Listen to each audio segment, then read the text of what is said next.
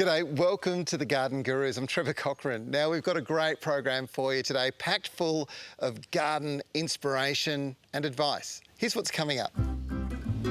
It's our last episode of this series and we've got some homegrown produce that's really taken off in popularity recently. And if you love your citrus, we'll share tips to the best, juiciest fruit. And I'll take you into one of the oldest gardens in Europe, right in the heart of Amsterdam.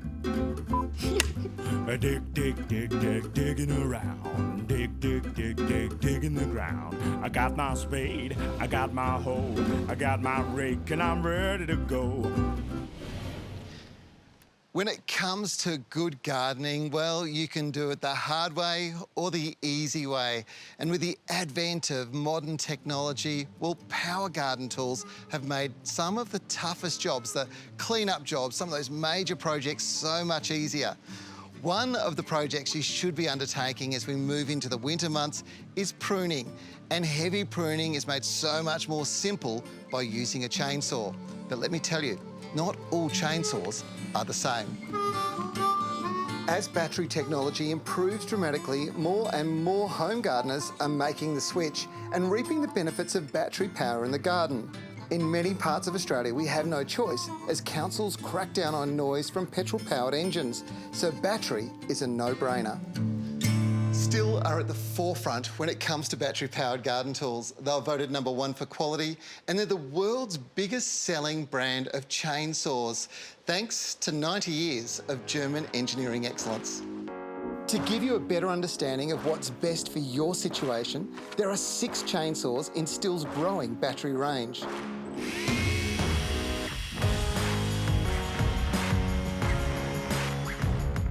Yes, you heard right, battery-powered chainsaws, and there's one for pretty much every different situation, from the domestic user who cuts up the odd tree at home or maybe cuts up some firewood, through to the professional in the field working every single day. Now, my road test starts with this beautiful little model here. This is the MSA 140 CB. This is one of 2 chainsaws in Still's AK system. The system is one of 3 in Still's battery range and boasts 9 high-quality, high-powered garden tools that are all compatible with the same interchangeable battery. The range includes hedge trimmers, a grass trimmer, a blower and mowers. The first thing you're going to notice with the MSA 140 CB is just how easy it is to start. In fact, all of Still's battery tools are easy to operate. As my mate Nige would say, easy. Now, the second thing that you're going to notice is, well, they're really quiet, which means that you don't need to have ear protection. And there are a couple of other benefits that come with that. Greater operational awareness of what's going on around the outside of you as you're operating the machine, and you can cut down trees or cut up wood any time of the day and you won't be impacting your neighbours. If you're worried about performance, don't be. Each component has been perfectly optimised to deliver the best cutting performance whilst maximising battery runtime. The result? A chainsaw that can power through up to 180 cuts of approximately 100mm diameter wood on a single charge. Oh, and if you do run out of power, well, you can go from 0 to fully charged in just 60 minutes with the optional quick charger. They've cleverly packed in the features that make such a difference to the user, like tool-free chain tensioning, which allows you to tighten or replace the chain quickly and easily. And Still's Quick Stop Super Chain Brake adds an extra layer of safety by immediately bringing the chain to a stop when the saw feels any sudden inertia. Now, here's the thing. In the old days, battery tools used to be really heavy, and that used to make you quite tired when you were using them, but not with these Still battery tools. They are so light. In fact, this whole saw, including the battery, weighs just over 3.5 kilos, which means you can work on the job longer and get more done without feeling fatigued. You will only find Still products sold exclusively through their network of expert dealers. All tools are assembled and ready to go, and your Still dealer will even service them too. With over 600 locations Australia-wide, you'll never be too far from your local dealer. When you're thinking about a potting project next time, have a look at the bag of potting mix you're going to buy. There is so much information on these bags these days, but Not all potting mixes are the same. There's a few things you should look out for. Always go for the red ticks. Have a look at the ingredients that run across the bottom of the front of the bag. They'll always give you an indication as to what it's got in it. Slow release or controlled release fertiliser is really important. But there's only one brand of bags that I know that currently have this now from the Evergreen Garden Care range. That's the Osmocote bags, and obviously these beautiful brand new Performance Naturals. You'll see they've got this, and 50% of these bags are made from recycled material, and the bags themselves are fully recyclable. This is a really important thing because most bags are not. So when you're shopping, for a few cents more, it's worth getting a quality brand, because not only will you get the best results from your potting mix, but you're also doing the right thing by the environment.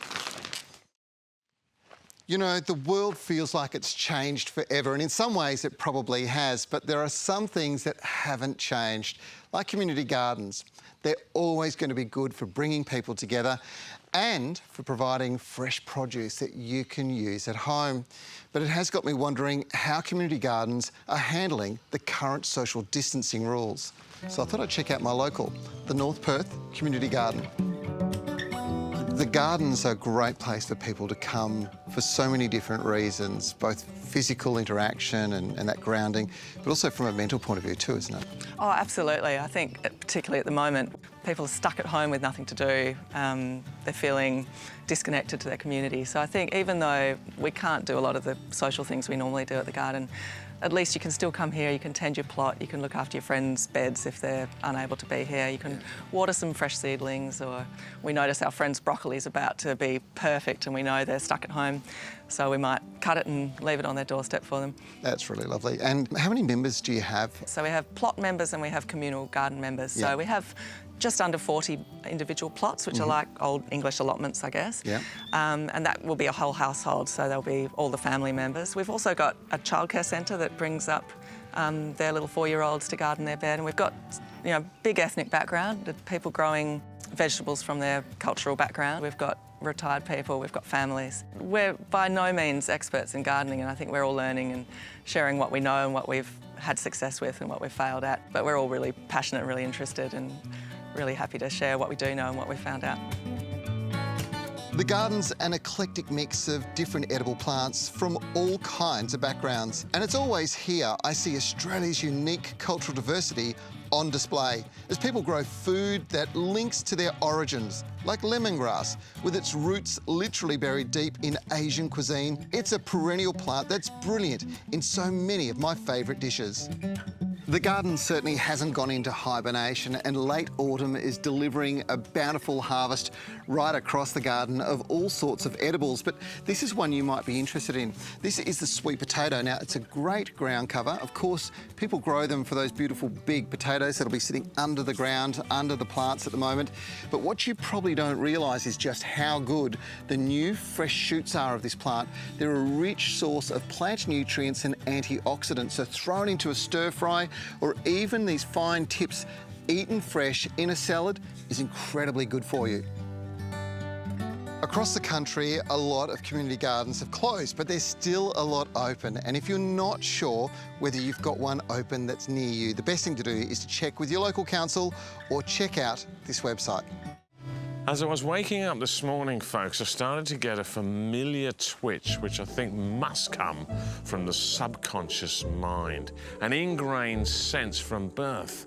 And I knew exactly what I had to do today. After the stresses of a long, hot summer, autumn is the time to give your lawn and soil a little bit of TLC. I like to mix things up a bit in the garden and on the lawn using a combination of controlled release granules, liquids and pelletized solids, and that's what I'm going with today. Sea Sol Lawn and Soil Booster is a natural pelletized complete lawn health treatment with a rich source of seaweed and compost. And I always like to get a good look at the pellets, see what's in them, break them down, see what they do. The pellets have a rich blend of ready-to-use ingredients for healthy green growth. They stimulate root development and beneficial soil microorganisms and help lawns cope with heat, drought, frost, pests and diseases. They improve soil health, they increase worm and microbial activity and help to improve soil moisture retention and nutrient uptake for lawns. And they're safe to use on all soils and lawns, including buffalo, at any time. Applying Sea Sol Lawn and Soil Booster can be done throughout the year, every 10 to 12 weeks, or as needed.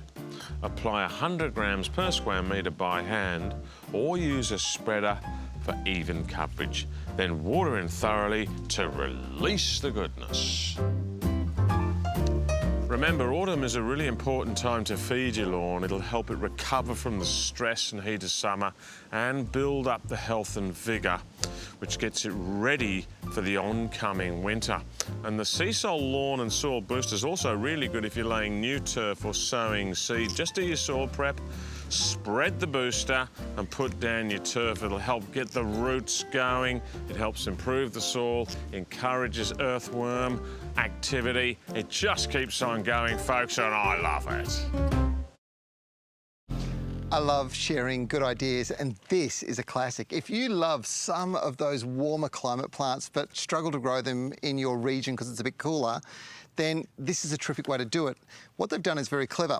These raised steel beds have got pineapples in them. Now, pineapples do love it nice and warm. They love the soil being warm. And because the steel heats up during the summer, the soil's nice and warm, they're getting enough water, and so they're producing massive growth. And of course, pineapples. Absolutely brilliant. After the break, more brilliant gardening ideas right here on The Garden Gurus. Now, we've had quite a few questions come through on our Facebook page about citrus. And you know what? You're not the only ones out there that have them, because there are a lot of citrus issues going on this time of the year. This, for example, is my blood orange. It produces beautiful big oranges, and the very first year that it produced fruit, it was fantastic. The fruit was sweet. The next year, it was a little bit on the sour side, and the year after, it was actually quite sour. Why would that happen? The soil around the root system had become acidic, so I found that I needed to change the pH, which I did with the addition of potassium and magnesium. Now, that's done by adding sulphate of potash, about 6 handfuls per tree, and Epsom salts, with 2 to 3 heaped teaspoons in a watering can, and ideally watered over the foliage as much as you can, as it can be absorbed through the foliage and fruit. Splitting fruit with citrus is a pretty common problem, and you'll see it a lot this time of the year. Now, the reason it splits, well, it all gets down to when the fruit was set. You see, at the moment of the fruit being set, the tree has determined how big that fruit will be. And that's all based on the amount of moisture and nutrient that it's getting at that moment in time. But if it increases afterwards, well, the tree will just keep taking up those nutrients and moisture, and eventually the fruit will just burst open. So if you want to try and control it, try and make sure that you don't add any extra water or extra nutrient once your fruit's been set. The last question I get asked regularly that I want to answer is this one. I love lemons and limes, but I don't have a lot of room. And the answer is, use a dwarf tree. This one is 4 years old. It's called Sublime. And there's another one down here, which is a 4-year-old lemon called Lemonious. They don't grow too large, only a couple of metres in height at most, but they produce a great crop of the best quality fruit. Citrus trees are incredibly hardy plants as a general comment. In fact, they're what we call gross feeders. As long as you're feeding them on a regular basis, you're going to end up with really good fruit crops and healthy fruit that's good for you. Now, the other thing about them is they have very few pests of consequence, so you don't have to go spraying all the time. In fact, if you let Mother Nature do her thing, most of the time, they'll be fine. But best of all is just how good they are for you. In fact, citrus going into the winter time, it's been proven that this is a terrific way to keep the flu away. So maybe it's time you put a citrus tree into your backyard. If there's one plant I absolutely love this time of the year, it has to be this stunner, the simply beautiful dahlia. Dahlias come in a range of shapes, sizes and spectacular colours, and love nothing more than a sunny position in the summer and autumn months. Now, these gorgeous plants should be put into the ground as a tuber in the late sort of winter period, August, September, depending on how wet your soil is. You can see the tubers, they're at the bottom here, and then you've got this corm on the top, and out of it you'll see little growth shoots, and from that emerge these magnificent plants. Look at the size of these flowers, and that lends me to telling you what you need to be doing right now. You see, right now, these guys need all the support they can get, and the way you give it is by simply tying them up to stakes, because if you do that, the flowers stay upright, and don't they look magnificent? Look at the size of them. The beds these plants have been put into are all raised and not likely to be waterlogged or sodden, which can cause corms and tubers to rot in winter when they're dormant. Once these plants have finished flowering, they will be cut back down to ground level and left dormant over the hibernation season.